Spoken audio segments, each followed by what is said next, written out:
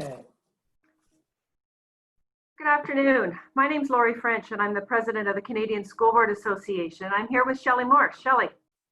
Hi, I'm the president of the Canadian Teachers Federation. And the Canadian Teachers Federation, for those of you who don't know, is the voice of the Canadian teaching profession across Canada. We are the umbrella organization for 18 organizations in all provinces and territories, and we represent 300,000 plus teachers and education workers. And today we're going to talk about the return to school buildings. Thanks, Shelley. The CSBA is very proud to work with you on this, as we are the representatives relative to our school board and provincial associations across the country, working to serve almost 4 million students. So it's a great partnership, and I appreciate you being here as we plan for the critical conversation and consideration around re-entry to school. Yes, the mental health needs of teachers and students requires increased attention and an instruction to address those needs when the school buildings open again. Beyond the lessons, teachers and support personnel and the school buildings themselves support the lives of children and families. And that was brought to the forefront during COVID as well. I don't think a lot of families thought about how much time they spent at school for different events and community gatherings, and those things disappeared rapidly in March. And we're hoping that we return as quickly as possible in safe environments to get back to that community. Yeah, absolutely. As we plan for that gradual return and looking ahead to school in the fall, I think, you know, from a trustee perspective, it's critical to call on territorial and provincial governments to really engage in authentic collaboration. Planning this together is critical, and you know, there's so much to consider, particularly with respect to well-being and mental health, as you've mentioned.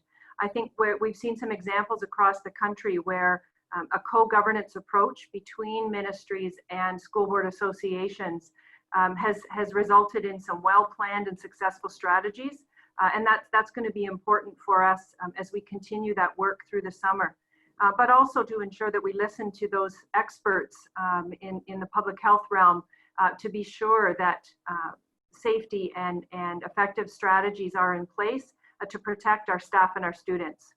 Yes, I agree fully, Laurie. And this is the moment that we need to be listening to the teaching profession, because teachers know their students best. They know what works in classrooms. They know what their students need. So teachers need to have a voice in that those reentry plans. And addressing mental health is a must. I know when you spoke to Stan Kutcher, he gave lots of great examples, but aside from the months of potential isolation and difficult living situations, many have lost loved ones to the virus. So we will have students returning to school suffering from trauma that happened at home, but also from some trauma because our school settings may not look the same.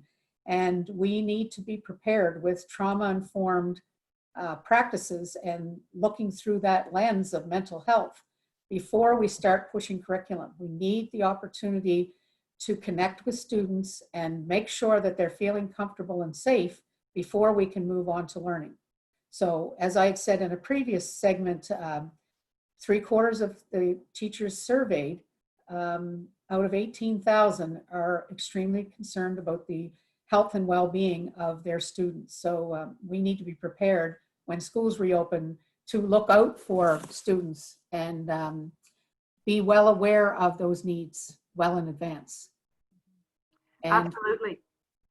We need to listen to teachers and find a common way forward and one that's going to work for everyone. And if all stakeholders are together and discussing this and working through the plan, we will see a greater success and a smoother transition.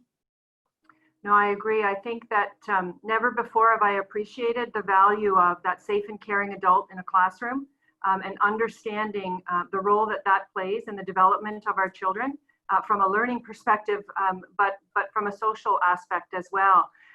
And, you know, I heard the expression that while COVID-19 may not have infected as many children, it's absolutely affected our children. And I would say that's the same for our staff. And we need to give time to plan for any trauma that might have occurred and support for everyone to come back together in the system. And so understanding the advice of our public health leaders and giving time to come back together is going to be critical for sure. You're So right. thank you for being here again today and sharing your wisdom and collaborating as always. I look forward to staying in touch, but please be assured trustees are behind you and ready to work with you as we enter this next phase. So thank you, Shelley, for your leadership. And thank you so much, Laurie, again, for initiating this and inviting me to be here today. Excellent. Take care. Thanks. You too.